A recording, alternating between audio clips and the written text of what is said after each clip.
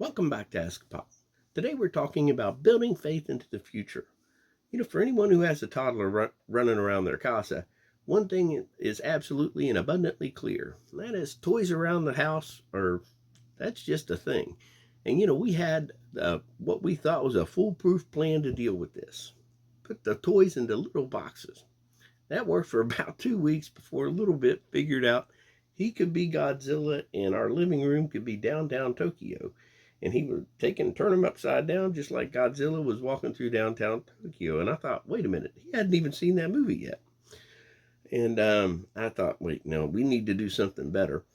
And I walked outside to strap on my tool belt and figure out what supplies I had and what I was going to need. And that got me thinking about the last project that we'd made for him and how we had all these grandiose plans for it, and it looked really great at the time, and how he's already started to put his mark on it, even though he's really still under a lot of our control.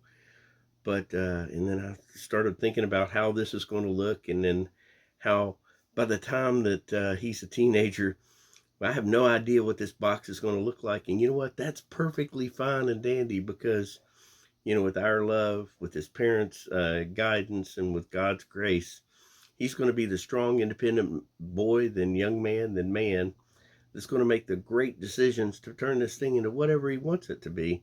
And that's the way it should be. Because that's what free will is all about.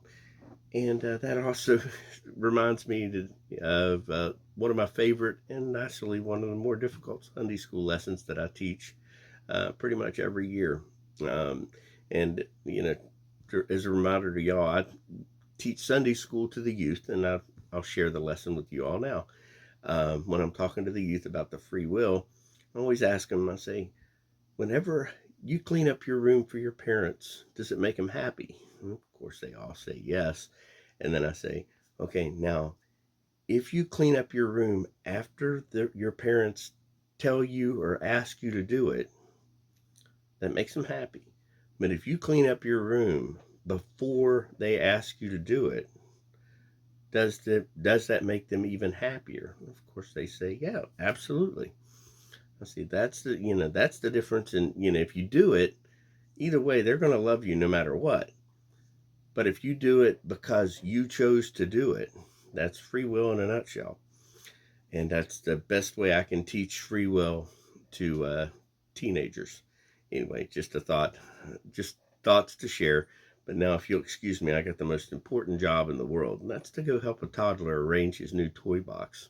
Bible verses today are Jeremiah 1:1-8, and Isaiah 40:21-31.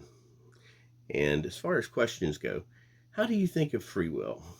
How about building things for your kids or grandkids? Do you mind them changing them around into their own things? God bless you. Have a great day.